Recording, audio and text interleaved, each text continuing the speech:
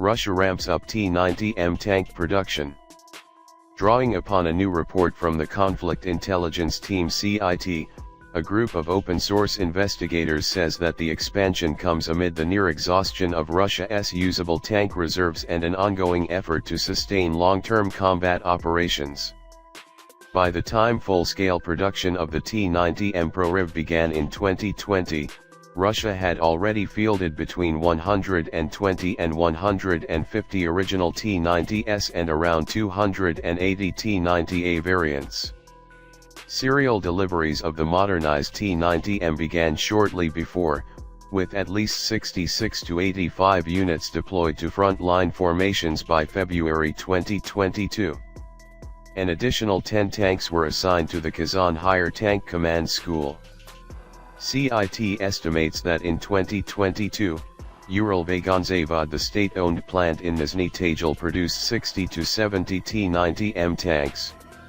In 2023, production surged to an estimated 140 to 180 units, and in 2024, may have exceeded 200 units, possibly approaching 300.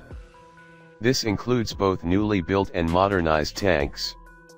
The company has reportedly expanded its operations to a 24-hour production cycle, issued tenders for new welding and machining stations, and is pursuing further technical upgrades to support future growth. The availability of new armored hulls does not appear to be a limiting factor, CIT said. All T-90M tanks currently being produced are newly built.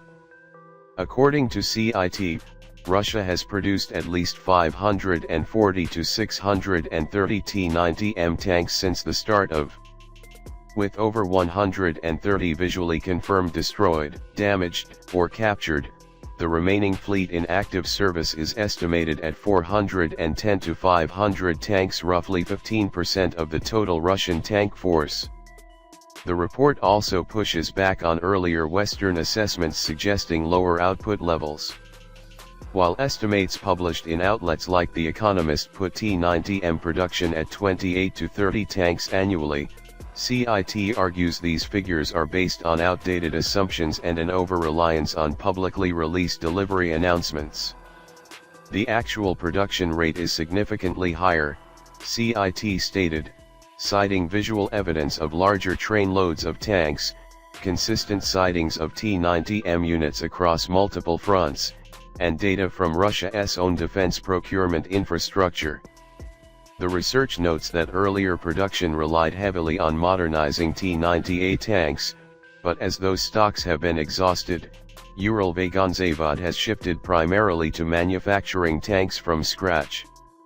Despite difficulties in sourcing high-tech components, such as advanced fire control systems, T-90M tanks have continued to roll off the lines with key capabilities intact. Still, production remains insufficient to replace all. According to CIT and other OSINT analysts, Russia has lost more than 3,000 tanks since 2022, including 1,050 to 1,100 in 2024 alone. While tank losses are projected to decline in 2025, maintaining a stable armored force will depend heavily on continued production. Efforts are also underway to expand tank assembly capabilities. CIT identified multiple tenders issued by Uralvagonzavod for structural upgrades and new equipment installations, including round-the-clock welding stations.